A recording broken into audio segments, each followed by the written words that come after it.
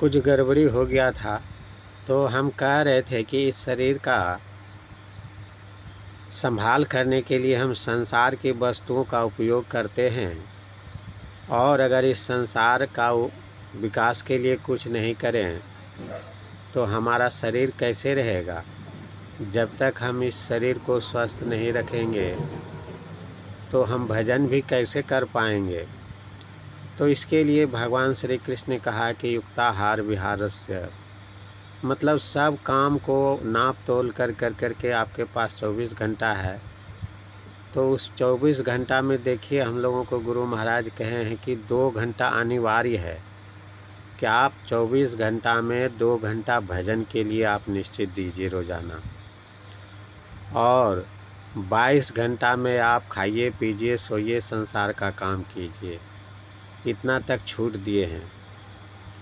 लेकिन जो लोगों के ऊपर अब जिम्मेदारी कम हो गया है, जिन लोगों ने अपना सांसारिक बहुत से दायित्वों को पूरा कर लिए हैं, जैसे कि हमारे गुरु महाराज का कहना है कि 40 साल तक इतना संसार में मेहनत करो कि 40 साल के बाद जो है तुमको खाने पीने रहने और पहनने ओढ़ने के लिए किसी प्रकार का सोचना नहीं पड़े।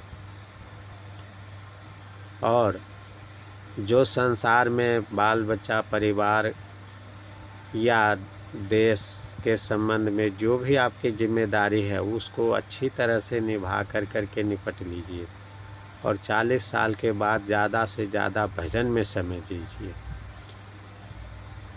तब जो है वह समय कैसा होगा, जैसा कि ध्यानाभ्यास शिविर में होता है। 5 घंटा ध्यान और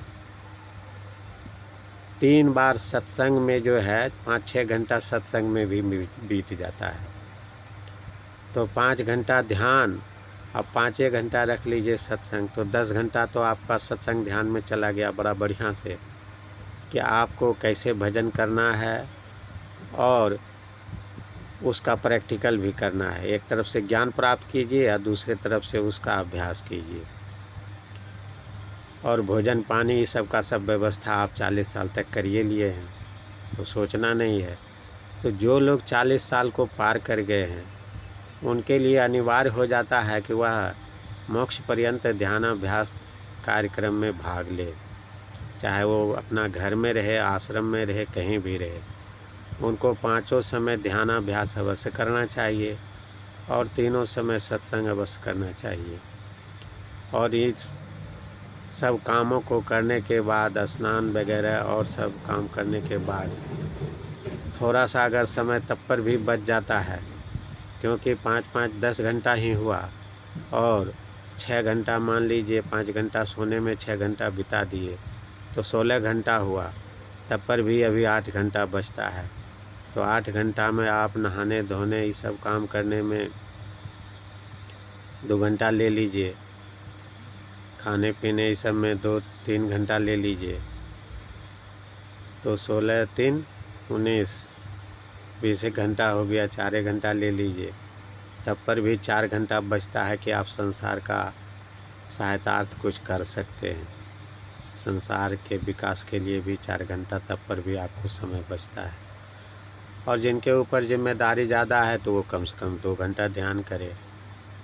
तो इससे जो है आपका मानव जीवन को जो है आप सफल बनाने में सक्षम हो जाएंगे। आपका संस्कार ज़्यादा से ज़्यादा उन्नत हो जाएगा और आप इहलोक और परलोक दोनों को सुखमय बना पाएंगे।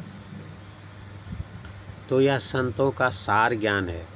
इन सब बातों को समझाने के लिए बहुत तरह का उपाख्यान हमारे हृदय में उपजता था जेल में, अभी तो याद भी नहीं आ रहा है और बोलने का क्रम में भी गड़बड़ी हो रहा है। तो जो काम में अंदर में जिस समय स्फुरना होती है उसी समय वह काम कर लिया जाता है, तो बहुत अच्छा तरह से होता है। हमको कभी कभी बोलने का भी इच्छा नहीं होता है, कोई काम करने की इच्छा नहीं होता है।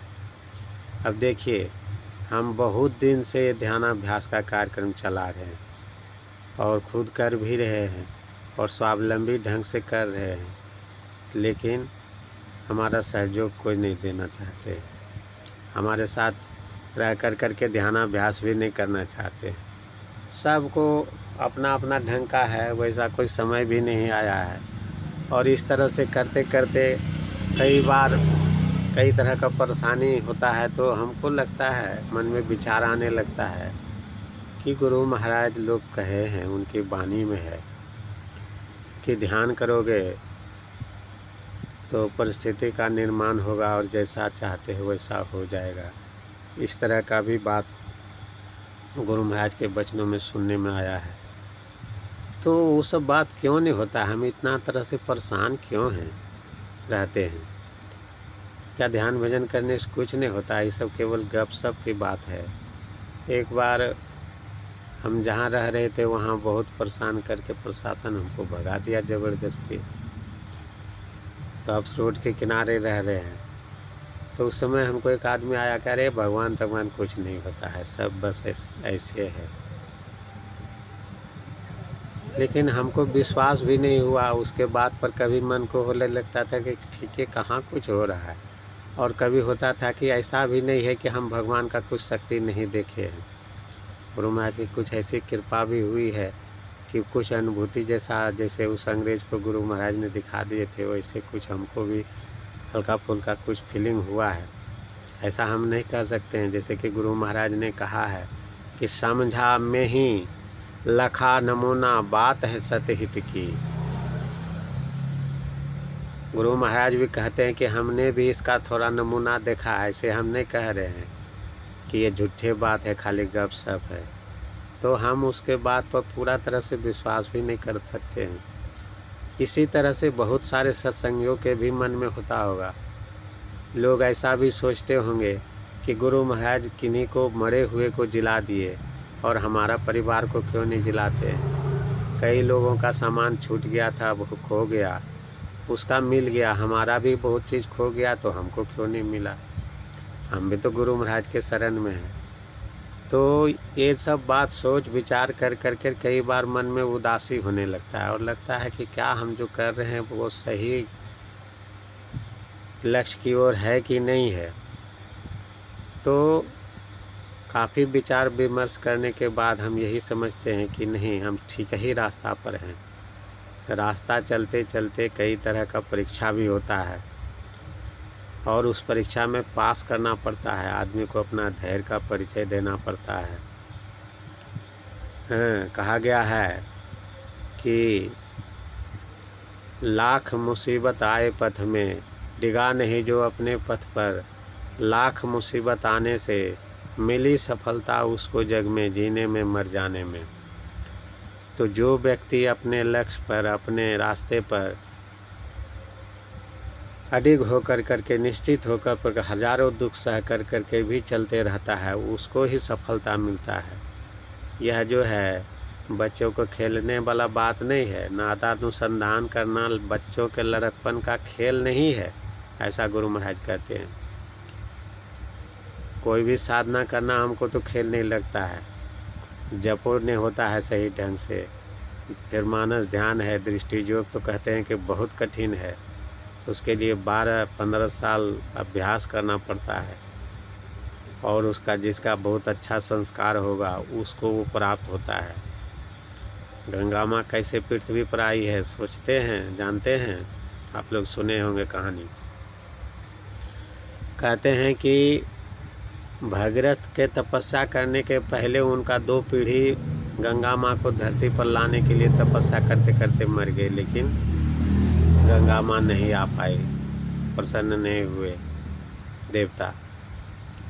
तब भगीरथ के तपस्या से प्रसन्न होकर करके गंगा माँ धरती पर आई। तो ये कहने का मतलब ये है कि लोगों को पूछ तो बीत जाता है, तब कोई काम में सफलता मिलता है। तो इसी तरह से रामकृष्ण परमहंस जी महाराज के वचन में है कि ध्यान करने के लिए जो है पुश्तैनी किसान बन के रहना पड़ता है, विश्वासी होना पड़ता है। पुश्तैनी किसान के जैसा विश्वासी होना पड़ता है। पुश्तैनी किसान अगर 12 साल तक भी फसल नष्ट हो जाता है तब पर भी वह खेती करना नहीं छोड़ता है, लेकिन जो मुनाफा के ख्याल से खेती करने लगता है तो एक ही बार में फसल नष्ट होता है तो वह खेती करना छोड़ देता है। तो इस तरह की बातें होती है कि ध्यान करने के लिए आपको एकदम जो है पूरा दृढ़ विश्वासी होना पड़ेगा, तब होगा। नहीं तो देखा देखी भक्ति तो सब लोग कर ही रहे हैं, उसमें भी कुछ फ़ायदा हो ही जाता है। ऐसा बात नहीं है कि नहीं होता है, संस्कार तो बनता है, कुछ तो लाभ होता ही है। इस योग का थोड़ा सा भी अभ्यास जो है जीव को महाभय से बचाता है। तो ऐसा नहीं समझना चाहिए कि हमको कुछ लाभ नहीं होगा, लाभ तो अवश्य होगा, लेकिन मन में दृढ़ संकल्प के साथ जो है आपको इस काम में लगे रहना पड़ेगा। जिस तरह से भगीरथ के 2 पूर्वज तपस्या करते करते मर गए, लेकिन तपस्या करना नहीं छोड़े। तब उनका तीसरा जो है वंशज भगीरथ जी के तपस्या से गंगा पृथ्वी पर आई। उसी तरह से हम लोगों को भी गुरु महाराज कहते हैं कि मान लीजिए 1000 जन्म लेना पड़ेगा तब हमको मोक्ष मिलने वाला था, और हम लोग खूब लगन से करेंगे तो मान लीजिए 100 जन्म लेना पड़े, 5 जन्म लेना पड़े, तो ये तो बहुत हल्का हो गया। इसी तरह से एक कथा में है कि एक बाबा जी ने उपदेश में कहा कि भाई तुम जो है 12 साल तक माता गायत्री का जप करो तो माता गायत्री साक्षात दर्शन देती है। तो जो भी नियम कानून बताया गया उस नियम कानून से रहते हुए एक साधक 12 साल तक तपस्या किया, जप किया, लेकिन उसको गायत्री माता का दर्शन नहीं हुआ। लेकिन वह जिस रूप में गायत्री माता को जानता था, पहचानता था, उसी रूप में दर्शन चाहता था, लेकिन माता दूसरे रूप में आकर करके उसको दर्शन दिए तो पहचान नहीं सका। तो जिस कारण से उसके मन में बहुत खिन्नता हुआ कि अरे बाबा जी लोग जो है हमको ऐसे पढ़ा दिया, हमारा 12 साल बर्बाद हो गया, 12 साल तक हमने जप किया, ध्यान किया, कुछ नहीं हुआ, माता दर्शन नहीं दी। तो जो माता दूसरे रूप में उसको दर्शन देने के लिए आई थी, उसने कहा कि भगत जी आप ऐसा क्यों कहते हैं, आप पीछे देखिए क्या देखते हैं। कहा पीछे तो एक बहुत विशाल पहाड़ है, उसमें आग लगा हुआ है। कहा आप जानते हैं ये पहाड़ क्या चीज़ का है। कहा नहीं। कहा कि पूर्व जन्मों में आपने जो कर्म किया था और जो पाप कर्म किया था उसी कर्म का यह पहाड़ बना हुआ था। यह विशाल पहाड़ में जो है क्या देख रहे हैं, उसमें आग लगा हुआ है। क्यों आग लग गया है, आपने जो गायत्री माता का जप साधना 12 साल तक किया है, उस जप साधना के तेज से इस पहाड़ में, पाप रूपी पहाड़ में आग लग गया, वही जल रहा है। जाइए आप विश्वास कीजिए, 12 साल और जप कीजिए, आपको माता का प्रत्यक्ष दर्शन होगा। तो उसके बाद पर उसको विश्वास हुआ, फिर वह तपस्या किया 12 साल तक, फिर जाप किया गायत्री का, फिर माता दर्शन दी उसको जिस रूप में वो चाहता था, देखा था, क्या अनुभव करता था कि इस रूप में माता होंगी। और माता ने कहा कि पिछले बार भी हमने तुमको दर्शन दिया था और हमने ही प्रेरणा किया था कि जाओ तुम जप करो पुनः, वह कहने वाली मैं ही थी। तब उसको पूरा विश्वास हो गया कि वृथा न होई देव ऋषि वाणी। साधु महात्माओं की वाणी जो है झूठ नहीं होती है, व्यर्थ नहीं होती है। तो इसी तरह से हम लोगों को भी पूरा विश्वास के साथ जप ध्यान में लग जाना पड़ेगा, तभी हम लोगों को कल्याण का रास्ता खुलेगा। नहीं तो थोड़ा थोड़ा ऐसे करते रहेंगे तो इससे जो है काम चलने वाला नहीं है। अब जो है हम लोग बहुत दिन सप्ताह ध्यान, 15 दिन का ध्यान, मासिक ध्यान में भाग ले करके इस काम में अभ्यस्त हो चुके हैं। और अब हम लोगों को जो है मोक्ष पर्यंत ध्यानाभ्यास में एकदम दृढ़ता के साथ बैठना ही चाहिए। और इस ध्यानाभ्यास के लिए देखिए आप लोगों को बहुत फ़ायदा है। आप शिविर में जाते हैं, बहुत चीज़ आपके अनुकूल नहीं रहता है शिविर में। जो लोग बहुत पैसा वाला है, बहुत ढंग से अपना ढंग से रहता है, खाते पीते हैं। शिविर में एक ढंग का सबको खाना मिलता है, आपके लिए कोई स्पेशल व्यवस्था नहीं हो सकता है। आप अपने घर में रहेंगे, आप अपने अनुकूल व्यवस्था में रहेंगे। किसी प्रकार का कोई शिकायत आपको होगा तो आप अपने से दूर कर लेंगे, स्वावलंबी होंगे।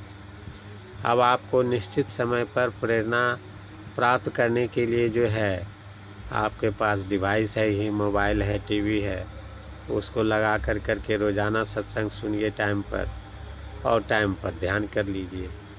और व्यवस्था आपका है, उसमें आपको कोई ऊंच नीच कर ही नहीं सकता है। आप जैसा चाहे वैसा व्यवस्था में आप रहिए। कितना आसान है। तो इस बात को, फ़ायदा को आप लोग दृढ़ता से समझिए। रोज़ाना एक रूटीन बना हुआ है मोक्ष पर्यंत ध्यानाभ्यास का, उस रूटीन के हिसाब से आप लोग चलिए।